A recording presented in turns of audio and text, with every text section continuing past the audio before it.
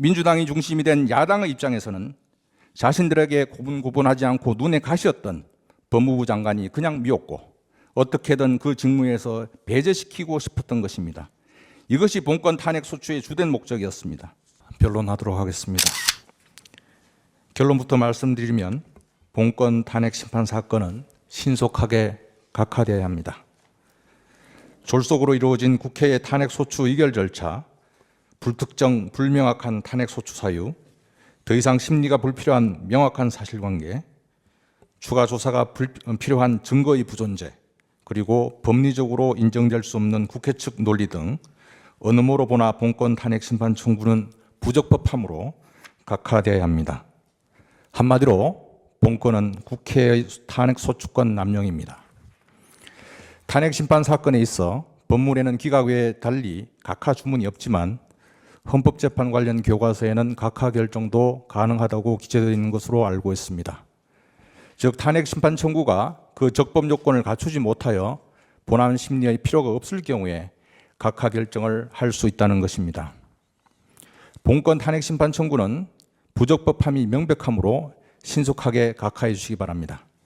가사 각하 결정이 아니더라도 기제출한 답변서 등에서 이미 밝힌 바와 같이 피청구인에게는 그 직을 파면할 만한 중대한 위헌 위법사항, 즉 탄핵 사유가 없으므로 본건 탄핵 심판 청구는 기각되어야 마땅합니다. 이하에서는 본건 탄핵 심판 청구, 즉 국회의 탄핵 소추 의결이 왜 부적법한지 이에 대해서 말씀드리고자 합니다. 피청구인이 중대한 헌법 법률 위반 행위를 하였으므로 신속하게 파면되어야 한다며 2024년 10월 10일 민주당 주도로 탄핵 소추안이 발의되었고 국회는 불과 이틀 뒤인 12월 12일 속전속결로 본회의에서 탄핵 소추안을 의결하였습니다. 본건 탄핵 소추안은 대한민국 법무행정을 책임지고 있는 법무부 장관을 그 직에서 파면하기 위한 것으로 국가적으로 대단히 중요한 안건입니다. 그럼에도 불구하고 국회는 법사위 조사 보고는 물론 본회의에서의 질의와 토론마저 생략하고 표결하였습니다. 국회 의사결정의 정당성을 담보할 수 있는 최소한의 요건마저 갖추지 못하였던 것입니다. 더군다나 언론 기사 외에 아무런 증거 없이 졸속으로 탄핵 소추안을 의결하였습니다. 그 의결 당시는 물론 약 100일이 지난 현재까지도 탄핵을 위한 증거는 제출되고 있지 못합니다. 물론 애당초 그러한 증거는 존재하지 않습니다. 뒤에서 다시 말씀드리지만 본건 탄핵 소추 사유는 그 내용이 제대로 특정되어 있지도 않고 명확하지도 않으며 법리적으로도 탄핵의 사유를 구비할 수 없는 내용들입니다. 나아가 그 탄핵 사유를 뒷받칠 만한 증거도 없습니다. 그럼에도 불구하고 국회는 피청구인에게 소명의 기회는커녕 국회법에서 정한 최소한의 조사 절차마저 생략하고 발의한 지 단 이틀 만에 소추를 의결하였습니다. 마치 검사가 공소장이 접수되자 피의자 조사는커녕 그 어떠한 수사도 생략한 채 이틀 뒤에 바로 기소한 것과 같습니다. 그것도 아무런 증거도 구비하지 못한 채 말입니다.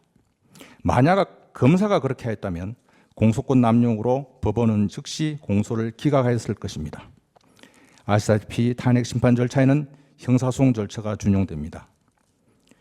과연 국회 이러한 졸속 탄핵 소추에 대하여 필요한 법정 절차가 준수되었다라고 평가할 수 있을까요? 결코 그렇지 않을 것입니다. 국회가 제시한 탄핵 소추 사유는 모두 불명확하거나 사실무근의 의혹 제기에 불과합니다. 법무부 장관이 어떠한 헌법 법률 위반 행위를 하였다는 것인지 탄핵 소추 의결서에 제대로 특정조차 되어 있지 않습니다. 대통령의 비상계엄 선포가 곧 내란이고 대통령의 비상계엄 선포를 막지 못한 침묵이 내란의 공모 동조라는 것은 있을 수 없는 궤변입니다.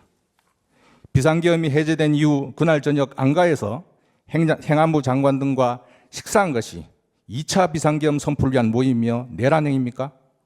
민감한 개인정보에서 국회에 자료를 제출하는 대신 열람케 하였다는 것이나 야당 대표를 쳐다보았다는 것이 탄핵 사유가 될 수 있습니까? 그리고 본회의장에서 제2요구 법안에 대한 정부 측 입장을 설명한 후 표결이 시작되자 자리를 떠난 피청구인의 행위가 헌법과 법률을 위반한 것입니까? 참고로 피청구인은 국회로부터 출석 요구를 받은 바 없으며 이러한 피청구인에게 죄석 의무를 부여하고 있는 헌법이나 법률 규정도 없습니다. 이렇듯 피청구인의 어떠한 행위가 법무부 장관직에서 파면할 수 있는 위헌 위법에 해당하는지 도무지 이해할 수가 없습니다.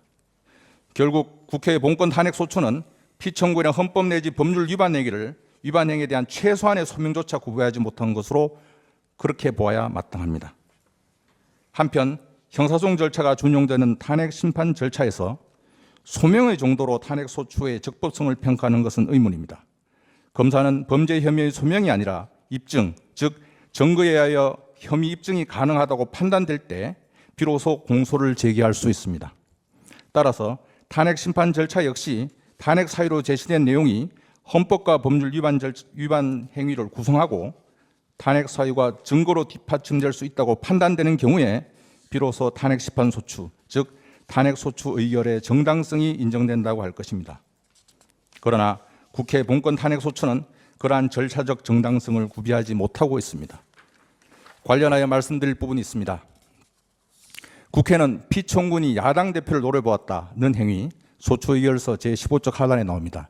이러한 행위를 피청구인의 본회의장 중도 퇴장 행위와 함께 탄핵 사유로 기재하였는데 지난 준비기일에서 국회 측 대리인은 이를 탄핵 사유에서 철회하는 의사를 표시하였습니다. 그러나 피청구인으로서는 그러한 의견을 받아들일 수 없습니다. 해당 부분은 결코 철회될 수도 없고 철회되어서도 아니 됩니다. 무엇보다 그나마 몇 개 되지 않는 피청구인의 구체적인 행위 중 하나로 특정되어 국회 본회의 의결까지 한 탄핵 소추 사유인데 탄핵 소추 이후에 이를 일방적으로 철회하는 것이 절차적으로 허용되는지 의문입니다. 국회의원들이 그 내용이 들어있는 탄핵 소추안에 찬성표를 던져 의결되었습니다. 그렇다면 그 부분을 철회하려면 다시 국회 의결 절차를 거쳐야 하는 것 아닌가요? 그것이 합당한 절차라고 생각합니다. 당시 준비기에는 국회 측 소추위원인 정청래 법사위원장이 출석하지도 않았는데 국회 측 의사도 확인하지 않고 대리인 단독으로 임의로 철회하는 것이 가능한지도 의문입니다. 국회의 탄핵소추 의결서에 기재된 탄핵소추 사유는 대리인 단독으로 처리할 수 있는 그렇게 가벼운 것은 아니라고 생각합니다. 마지막으로 국회가 탄핵소추 의결서에 탄핵 사유로 기재하였다면 마땅히 그에 대한 헌법재판소의 법률적 평가와 판단이 이루어져야 할 것입니다. 향후에 이러한 말도 안 되는 내용이 탄핵 사유가 되어 국회 본회의를 통과하는 것을 미연에 방지하기 위해서라도 그리고 탄핵소추 제도의 무게감을 역사적으로 분명히 하기 위해서라도 그러한 평가와 판단은 절실하다고 할 것입니다. 본건은 사실관계 규명을 위한 심리도 필요하지 않았던 사안입니다. 탄핵소추 의결서에 적시된 내용 자체가 결코 피청구인을 파면할 수 있는 탄핵 사유가 될 수 없기도 하지만 관련 사실관계 역시 모두 드러나 있고 더 이상 아무런 의문도 없습니다. 다툼이 되는 사실관계는 없습니다.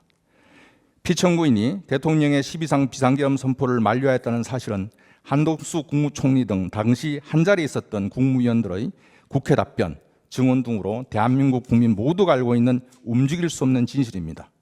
피청구인에 대한 동부구치소 구금시설 마련 지시 의혹은 이미 오보로 밝혀져 정정보도까지 이루어졌습니다. 본건 탄핵소추 사건은 법률적 판단만 남아 있습니다. 이러한 기현지에서 추가 조사가 필요한 증거 역시 존재하지 않습니다. 증거로 등장하는 국회 법사위 회록 등은 이미 공개된 문서로 피청구인 측 역시 증거로 함에 모두 동의하며 오히려 피청구인의 이익으로 원용합니다. 소위 카드라식 의혹 제기에 불과한 언론 보도 기사는 그러한 보도가 있었다는 사실 외에 더 이상의 증거 가치는 없습니다. 청구인 측이 증거로 제출한 언론 보도 중 일부는 앞서 말씀드렸듯이 언론사 스스로 오보임을 인정하고 정정 보도까지 하였는데 그 오보 내용이 어떻게 증거가 될 수 있다는 말입니까? 있을 수 없는 일입니다. 국회 주장은 법리적으로도 맞지 않습니다. 먼저 피청구인, 즉 법무부는 관련 법률과 법원 판례에 따라 국회의 적법한 자료 제출 요구에는 충실하게 응하였다는 점을 말씀드립니다. 청구인 측은, 국회 측은 도대체 국회의 어떠한 자료 제출 요구에 피청구인이 불응하여 위법하다는 것인지, 그리고 그 자료 제출은 국회위원회 의결 또는 제적의원 3분의 1 이상이 요구하였고 그 요구서가 7일 전에 송달되어 적법한 자료 제출 요구에 해당한다라는 점에 대해서 소추 의결서에 기재조차 되어 있지 않습니다. 이는 소추 사유의 불특정으로 소추 이후에 보완될 수 없는 치명적 하자이기도 합니다. 한편 국회로부터 자료 제출을 요구받은 정부가 개인정보 보호 등을 이유로 그 자료 제출을 거부할 수 없는지, 그리고 정부의 그러한 거부 행위에는 어떠한 제재가 따르는지에 대하여 현행법상 명문의 규정이 없습니다. 국회로부터 자료 제출을 요구받은 경우에 개인정보 보호 등을 이유로 거부할 수 없고, 거부하는 중앙행정기관의 장을 처벌하는 국회에서의 증언 감정 등에 관한 법률 일부 개정 법률안을 국회는 2024년 12월 28일 본회의에서 의결하여 12월 6일 정부로 이송하였으나, 정부는 12월 19일 위헌성 등의 이유로 제의를 요구하였고, 올해 2025년 1월 8일 국회 재의결에서 부결된 바 있습니다. 국회 이러한 법률 개정 시도를 보면 국회 역시 개인정보 보호 등을 이유로 피청구인이 자료 제출 거부한 경우 현행법상으로 제재할 수 없음을 스스로 알고 있었다 할 것입니다. 그럼에도 불구하고 국회는 피청구인이 정당한 사유 없이 자료 제출을 거부하였고, 그것이 탄핵 사유라고 주장하고 있습니다. 이는 법리적으로 있을 수 없는 국회의 몽리입니다. 이제 와서 국회는 피청구인이 보존기간 3년이 지나 장시호 관련 자료가 없다고 허위로 답변하면서 정당한 이유 없이 그 자료 제출을 거부하는 바람에 김영철 검사에 대한 탄핵 소추를 위한 국회 조사가 방해되었고, 그 결과 소추가 이루어지지 못하고 있다라는 취지로 주장합니다. 그러나 이는 실기한 국회 측의 억지입니다. 우선 국회 측의 그러한 주장은 탄핵 소추 의결서에 기재되지 않은 새로운 주장으로 이제 와서 소추 사유로 추가할 수 없으며 헌법재판소 판단의 대상도 될 수 없습니다. 둘째, 피청구인은 규정상 서면 자료 보존 기간이 3년이라는 원론적 답변을 한 것이며, 실제 전산으로 남아있어 자료 제출 내지 열람이 가능한 장시호 출정 기록 및 정문 출입 기록은 국회 측에 모두 협조하였습니다. 마지막으로 국회가 김영철 검사를 현재까지 탄핵 소추하지 못한 이유는 그 자료들에 비추어 김영철 검사에 대한 탄핵 소추한 내용이 근거 없는 의혹 제기에 불과하다는 것이 객관적으로 확인됐기 때문입니다. 우리나라의 탄핵 심판은 정치적 탄핵이 아니라 규범적 탄핵 제도입니다. 이미 답변서에서 언급하였듯이 본건 탄핵 소추를 발의한 민주당 장경태 의원은 2024년 11월 11일 차라리 저는 법무부 장관이 그때 4일 아침이라도 법무부 장관으로서 대한민국 법치를 못 지켰다, 사퇴하겠다라고만 밝혔어도 탄핵 소추안이 올라가지 않았을 겁니다 라고 발언하였는데, 이는 국회 스스로 규범적으로는 피청구인을 탄핵할 사유가 없는 정치적 탄핵이었음을 자인한 것입니다. 즉 본건 탄핵 소추가 각하될 수밖에 없는 명백한 증거라고 할 것입니다. 피청구인은 다른 국무위원들과 함께 2024년 12월 4일 오전에 이미 사의를 표명한 바 있습니다. 이렇듯 객관적 사실관계와 다른 장경태 의원의 발언에 비추어 보더라도 본건 국회의 탄핵 소추가 얼마나 부실하게 그리고 졸속으로 이루어진 것인지를 잘 알 수 있습니다. 결국 국회의 본건 탄핵 심판 청구는 탄핵 소추권 남용일 뿐입니다. 국회가 피청구인을 탄핵 소추한 주된 목적은 헌법 위반 등에 대한 법적 책임을 추궁하고 동종의 위반 행위가 재발하는 것을 사전에 예방함으로써 헌법을 소화하기 위한 것이 결코 아니었습니다. 오로지 정치적 목적이었습니다. 앞서 본 바와 같이 피청구인에게는 애당초 추궁당할 만한 헌법 위반 행위가 없었습니다. 그것은 장경태 의원이 자인하듯이 국회 스스로 잘 알고 있습니다. 만약 국회 주장처럼 대통령이 12상 비상계엄 선포를 저지하지 못한 것이 내란의 공보 내지 동조에 해당하고 중대한 헌법과 법률 위반이라면 왜 다른 국무위원들에 대해서는 2024년 12월 10일 탄핵 소추안을 제출하지 않았습니까? 개인정보 보호 등을 이유로 국회의 자료 제출 요청을 거부한 유일한 행정부처가 법무부였습니까? 그래서 법무부 장관을 형사 고발해도 했습니까? 모순된 그리고 불공정한 국회의 행태입니다. 민주당이 중심이 된 야당의 입장에서는 자신들에게 고분고분하지 않고 눈에 가시였던 법무부 장관이 그냥 미웠고 어떻게든 그 직무에서 배제시키고 싶었던 것입니다. 이것이 본건 탄핵 소추의 주된 목적이었습니다. 이렇듯 피청구인에 대한 본건 탄핵 소추는 장경태 의원의 발언이 암시하고 있듯이 오로지 정치적 목적의 탄핵이었습니다. 결국 본건 국회 탄핵 소추의 경우 국회 의결 과정에서 필요한 법정 절차를 준수하지 않았고 피청군의 헌법 내지 법률 위반 행위에 관하여 입증은커녕 최소한의 소명도 없었으며 오로지 정치적 목적이었으므로 헌법재판소의 기존 판시 법리에 비추어 보더라도 탄핵 소추권 남용에 해당합니다. 따라서 헌법재판소는 신속한 각하 결정으로 국회의 잘못을 바로잡아야 합니다. 더 이상 국회 측의 나쁜 의도를 방임하여서는 안 될 것입니다. 터무니없는 의혹만으로 공무원을 졸속으로 탄핵 소추하여 해당 직무를 정지하는 것은 실정법을 악용한 정부 기능의 마비 시도이고 형식적 다수결 원리에 편승한 국회의 폭거입니다. 현 정부가 들어선 이후 국회가 의결한 탄핵 소추 중 헌법재판소에서 인용한 사례는 단 한 건도 없습니다. 8건 모두 기각되었습니다. 이것이 무슨 의미겠습니까? 한두 건이라면 몰라도 말입니다. 최근 이루어진 감사원장과 검사 3인에 대한 탄핵 심판 사건 선고에서 헌법재판소는 8대 0이라는 일치된 의견으로 모두 기각 결정을 하였고 그 사인의 공직자는 98일이 지나서야 직무에 복귀하였습니다.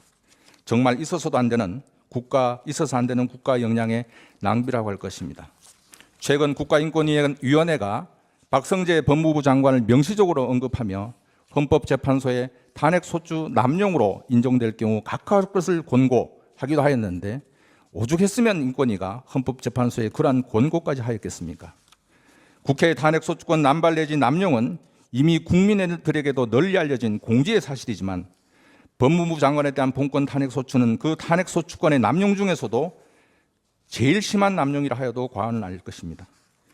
특정조차 되지 않은 부실한 탄핵 소추 사유를 담은 소추안을 졸속으로 의결한 후 소추 이후에 비로소 구체적 내용은 이러이러하니까 심판의 대상으로 삼아달라는 후안부치한 국회의 행태를 억지를 받아들여서는 안 될 것입니다.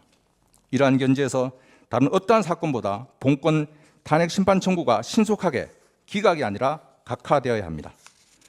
국회의 독주를 막아 견제와 균형에 의한 상권 분립이 이루어지기 위해서라도 헌법재판소의 결단이 절실하게 필요하다고 할 것입니다.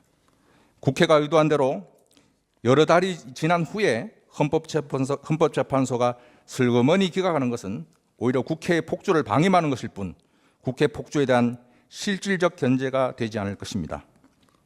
공소권 남용을 이유로 공소기각 판결을 선고하는 것이 검사에게 무죄 판결보다 훨씬 큰 타격, 그리고 앞으로는 절대 그러하지 말라는 큰 일깨움을 주듯이 본건 탄핵 소추를 신속하게 각하하는 것이야말로 상권 분립의 축을 훼손하면서 폭주하는 국회의 제동을 굴고 대한민국 헌정짓을 수호하는 헌법재판소 본연의 용기 있는 역할이라고 감히 말씀드립니다. 본건과 같은 국회의 만행을 제재할 다른 헌법기관은 대한민국 그 어디에도 없습니다. 오로지 헌법재판소뿐입니다. 부디 국회의 탄핵 소추권 남용에 대하여 헌법재판소 각하 결정으로 신속하고 강력한 철퇴를 내려주시기 바랍니다. 그리하여 피청구인이 빨리 본연의 자리에 복귀하여 국가와 국민이 부여한 소명을 다할 수 있도록 하여 주시기 바랍니다. 불의 경청하시고 해량하여 주시기 바랍니다. 이상입니다. 감사합니다.